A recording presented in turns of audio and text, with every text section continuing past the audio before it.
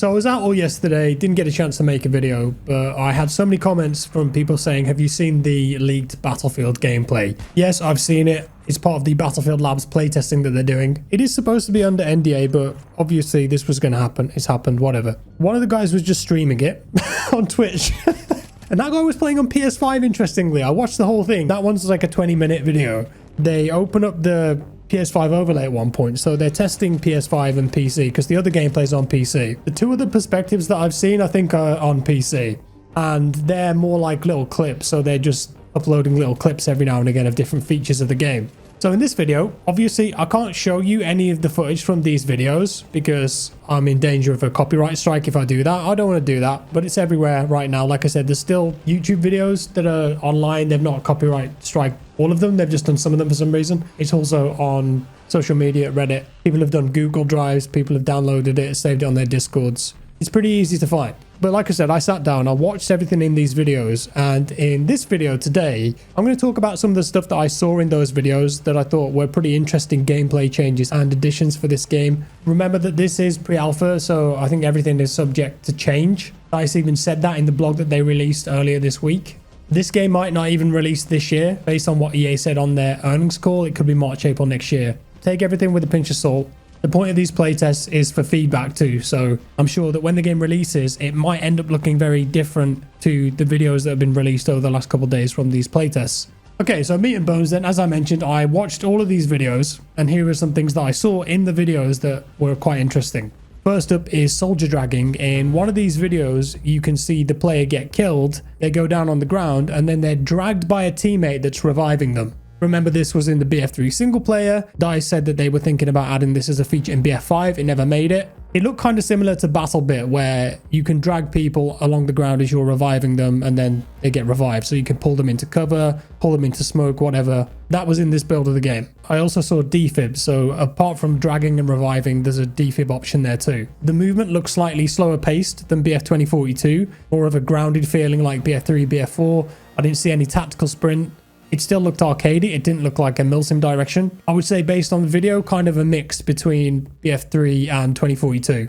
The minimap was in 3D now. If any of you guys played the original Bad Company game, that had a 3D minimap. I don't think we've seen it since then, but in the videos, you can see that the minimap is now in 3D. And in the overlay spawn screen, it's also in 3D there, and you can ping on that screen too. So you might all be dead as a squad, and you could say, hey, I'm going to ping this building, let's go and attack that, get that objective. There was a lot of destruction in these videos that I saw. In one of the clips, you can see RPGs hitting buildings, tanks hitting buildings. It creates rubble. The rubble drops down. It kills a player at one point, so it would appear that in this build of the game, rubble drops were present. And also there's one point where one of the players is driving a tank, and they drive through the corner of a building, which gets destroyed, and the rubble actually lands on top of the tank and damages the tank. So rubble can also hurt vehicles now too. The explosion effects and particle effects all looked new, very cinematic. There's plenty of people using smoke in these videos, and if you watch the 1080p video recordings, you can see that the smoke kind of looks physical, which means that it appears to be adhering to its environment. And there's one point where a rocket is fired past a smoke grenade, it hits a building, and it kind of looks like the explosion affects the smoke and it moves. So we might have physically based smoke effects in this game, and it made me think of the teaser they released for 2042 where they showed smoke effects on a cube.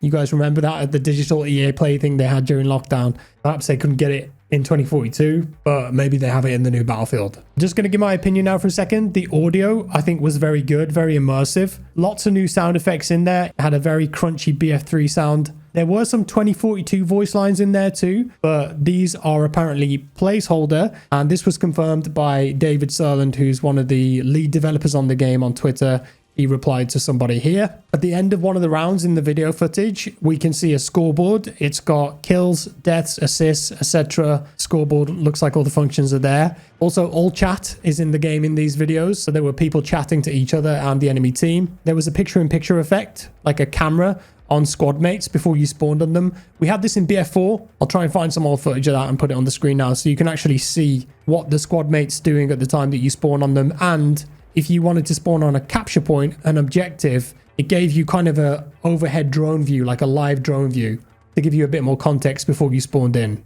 In the video of the guy driving the tank around, you can see that there are vehicle supply stations which look like they repaired the vehicle and gave ammo back to it. So if you look at the HUD, you can see that the primary cannon has limited ammo, but the coaxial LMG secondary does not. So it looks like some vehicles now have limited ammunition, and if you want more, you've got to go and resupply at one of these vehicle stations. In all the footage, you can see plenty of different weapons that are being used. I saw the MPX, M4 Carbine, ACWR, G3, MP5, ACE-23, M249, RPK. If you go on the Battlefield Reddit, there's somebody who's compiling all of the weapons that are in all these videos. So it looks like in this build of the game, there's a ton of weapons already, which is good to see. When the players were near objectives in Conquest, you could see the outline of the capture zones in 3D space on the ground outlines, kind of like how it is in Delta Force. Neutral, white, red if the enemy own it, blue if your team own it.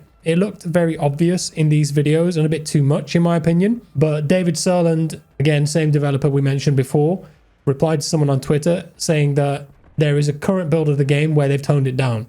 So I hope it doesn't look as intense as it does in these videos when the game eventually releases. There were 4 classes: Assault, Engineer, Support and Recon. When support players were putting the bag down, it was resupplying ammo and health. So think about support and medic in a classic sense merging together and becoming one class. Each class also had 4 levels of a tree-like specializations in BF3 and BF4. It looked like they leveled up over time. So the engineer in one of the clips has an anti-armor tree, for example, where level 4 was an active ability and they could deploy a thermite drone that exploded on nearby vehicles and disrupted them. Assault was stuff like temporary damage resistance against explosives. Recon, if you got to level 4, had a mortar strike. Remember those in Bad Company 2. And level 3 for the Recon was if you headshot enemies, they can't be revived.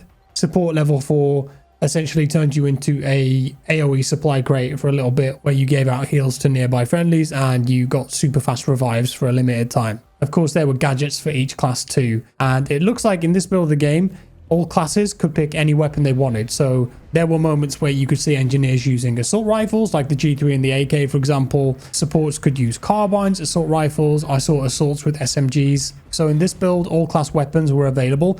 It could just be that they're testing this at the moment, getting reactions to it, letting people play with all the weapons. But based on 2042, maybe this is by design. If it is by design, I think it's a mistake. For me, class-locked weapons are a core part of Battlefield and what makes it different to other first-person shooters like COD. I think class-locked weapons reinforce class identity. They boost team play, they add more depth, they add a roleplay fantasy element. It prevents catch-all loadouts. The game's just more interesting with them, in my opinion. If you think back, on top of the obvious specialists, all class weapons is one of the biggest reasons why BF 2042 felt like a hero shooter. And I fear that they might be making the same mistake here, but I digress. It's a video of a BF Labs playtest. As they said, a lot of stuff is placeholder, could just be for testing. We'll wait and see. Some other new things I noticed in the videos. It looks like each squad member has individual missions and accomplishments that are popping up in the round. There's one point where a player gets a kill and a new personal best banner pops up. It's like a gold banner pops up. We also see a commander notification at the bottom of the screen. This could be an actual commander role, so it might be back, but I think it's more than likely that it's this AI commander in inverted commas that people have mentioned in the past. This was in a previous leak, I think it was on Blue Sky, where an ex-developer talked about analyzing the game and issuing orders to squads as suggestions, like, hey, we should maybe go and capture this objective. If someone's near you and you can revive them, there was a notification at the bottom of your screen with their name saying need revive, so they've made that a bit more obvious. There's a compass at the top of the screen. At one point in the first leaked video footage, somebody in the chat says that if you hold the button down, grenades go further, so perhaps you can adjust the range at which you're throwing them now.